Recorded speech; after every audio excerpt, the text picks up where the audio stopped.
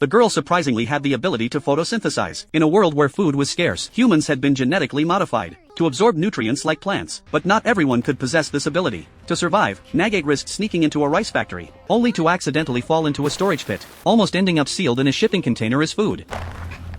What are you doing there? Hey, stop! Come back here, Rice D!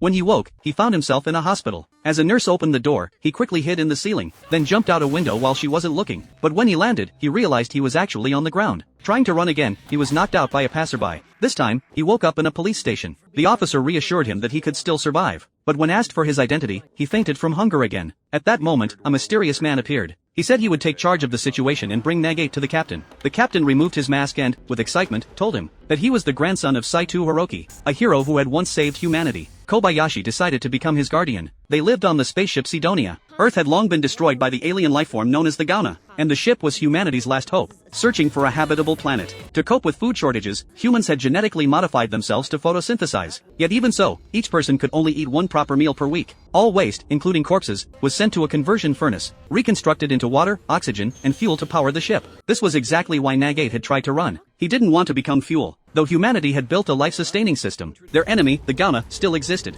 To fight them, Sidonia had paid a heavy price. Mecha pilots, called guards, were extremely scarce. Sidonia had established a training academy, and Nagate became one of its students. Though he had just enrolled, Nagate had learned to pilot mecha from a young age. Sidonia had simulators that could almost perfectly replicate battles against the Gauna. But the Gauna had been absent for a century, and humanity needed to pass down these skills. Nagate, however, didn't perform well in the simulator. He explained that as a child, his grandfather Saito had taught him to pilot the Type 17 mecha, but Sidonia now used the Type 18, and technology had advanced rapidly. When he first enrolled, Nagate had no friends. The only person who spoke to him was a gender-neutral student. On Sidonia, there were not just men and women, but a third gender, gender-neutral. They could change their sex and body according to feelings and preferences. Besides the gender-neutral student, Nagate's friend was Hashijiro, a retainer to the noble Sakagami from the Higashiyasha Heavy Industries family, and dreamed of becoming a hero. But Nagate's arrival shattered that dream. A few days later, an icy asteroid appeared near Sidonia. The captain ordered the students to pilot mechas to harvest ice. Meanwhile, Sakagami noticed that the ritual guard, revered by future generations, was gone. It turned out Kobayashi had arranged for Nagate to become the successor pilot. Sakagami was furious and jealous, planting the seeds of tragedy.